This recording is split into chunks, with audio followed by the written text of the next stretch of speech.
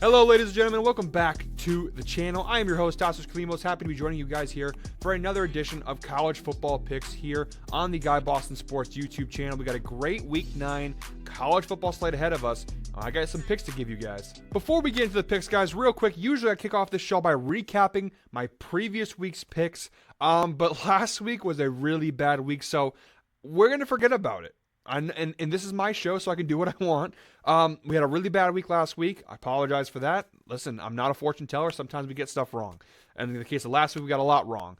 But the beauty of gambling is that there's always another week. There's always another game to bet. There's always a new dawn, a new day. And so, in honor of that, we're not going to recap last week. We're not going to go through the picks that I gave last week that weren't winners. We're not going to bring that negative juju into this week. So in the comments, make sure, let's just forget last week.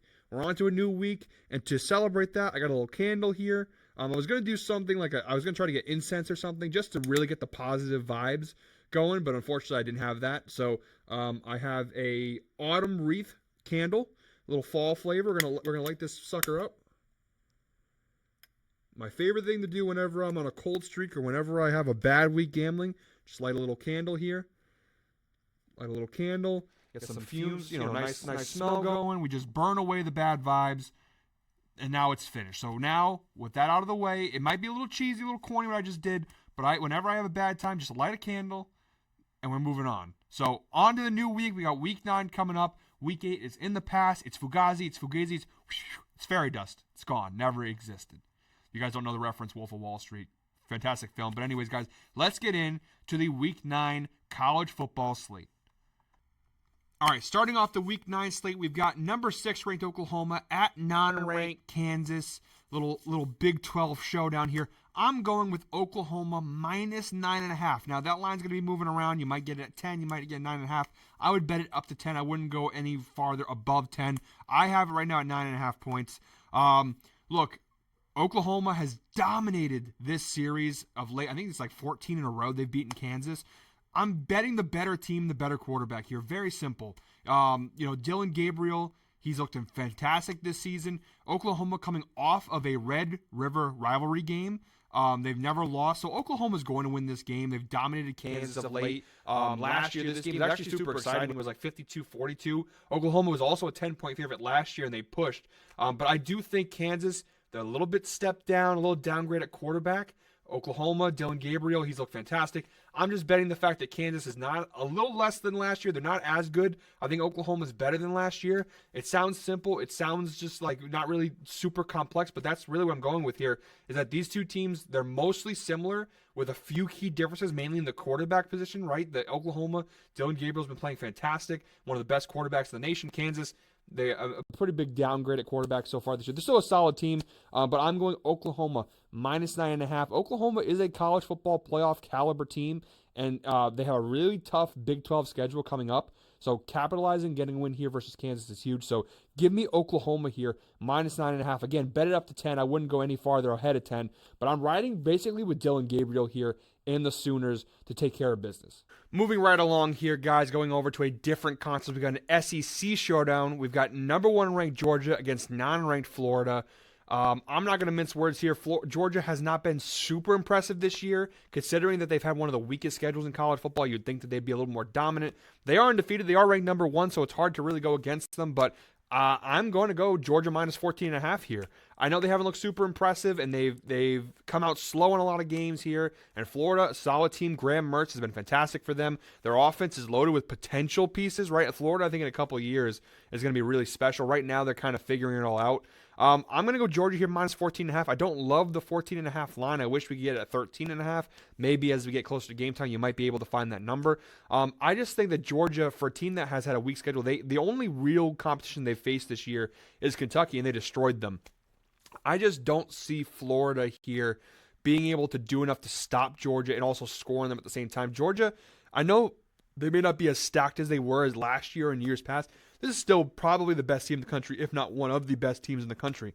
And I just think they're going to take care of business here against Florida. Florida, Graham Mertz, the offense has been solid. And I do think they're going to score points, which is why On top of the minus 14.5, I'm also riding the over here, which is currently at 49.5. It is rising because I do think people are starting to realize the value in it. People are betting on it, so they've it was at 47. It's now kind of climbing up to 49.5. I think this is kind of a high-scoring game. I think that Georgia, obviously, a lot of people are going to say, what about Brock Bowers? He's out. He's accounted for about a quarter of their receptions.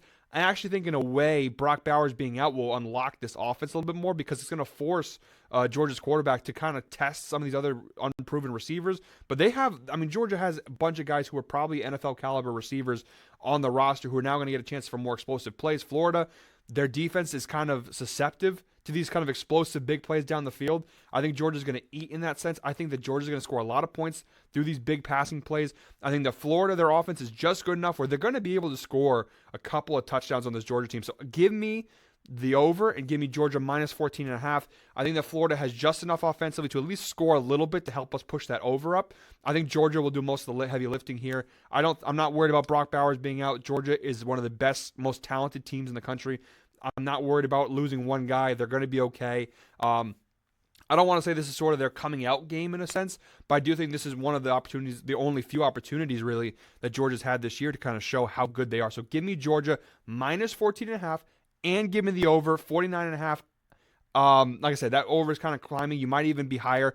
I would bet it up to 50.5, 51. I'd bet it as high as that. I wouldn't really go much higher than that if it starts rising above 51. But over, and I like Georgia here.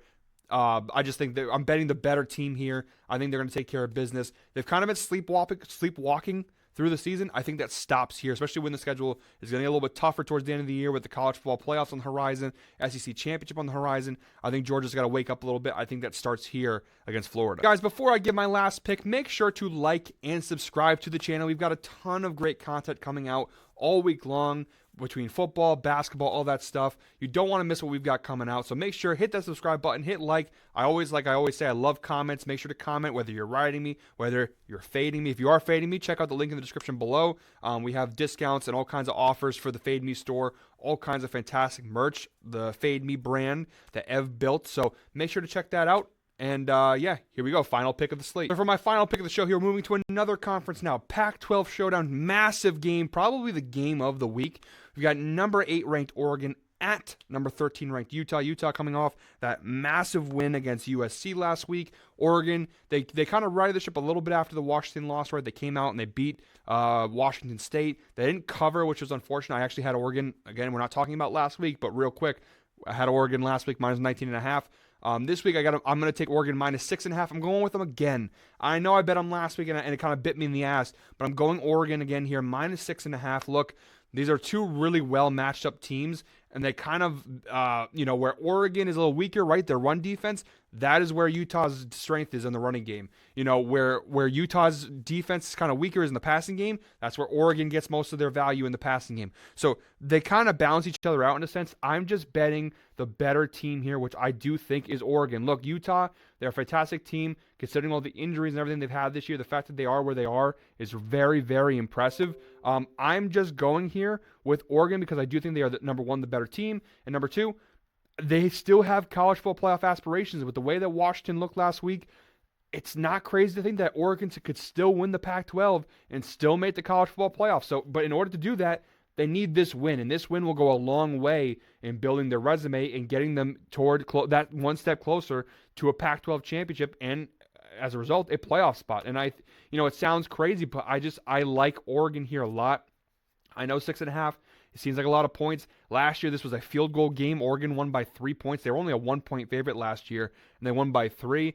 This year, they're 6.5-point favorites as of now. I would not bet this if it hits 7 or higher. I would stick at 6.5 or lower. If it hits 7 or higher, I would say don't bet this. But at 6.5 or lower, I like this value a lot. I think the Ducks will take care of business. They had a solid game against Washington. They failed to capitalize then. I think they'll capitalize now. As great as Utah's story has been, this is the toughest game Utah has played all year. I think Oregon is finally going to be too much for Utah to handle. And yeah, guys, I like Oregon here. I think this is the game that will kind of cement themselves as a contender for the college football playoff. And if they lose this game, it's done. It's finished. It's over. So I think Oregon, not only they're good enough to win this game, but they're good enough to win and cover the spread. So give me Oregon -6.5. I think Bo Nix is going to have a big game here today. I think Oregon's offense is going to have a pretty big game. And I think defensively, a lot of people are overlooking Oregon's defense in this matchup. Utah's offense has not been much to write home about, right? Their running game is their strength. And I know Oregon's rush defense hasn't been fantastic. I think Oregon's defense will be just fine in this matchup. I think Oregon's offense is going to have a pretty decent day.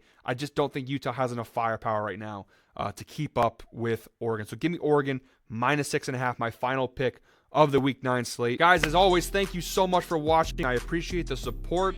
Remember to sound off in the comments if you're tailing with me, if you're fading with me, whatever it may be. Make sure to sound off in the comments. Make sure to like and subscribe to the channel. We appreciate it, guys. Candles on. Good vibes are flowing. Last week's in the past. Week 9 is ahead of us. Let's all be winners. Let's go 4-0 this week. I have a good feeling. Candle bets. We'll see you all next week, guys. I hope you all are winners. Enjoy Week 9 college football. I will see you all back here next Friday on the Guy Boston Sports YouTube channel. Enjoy your week, guys.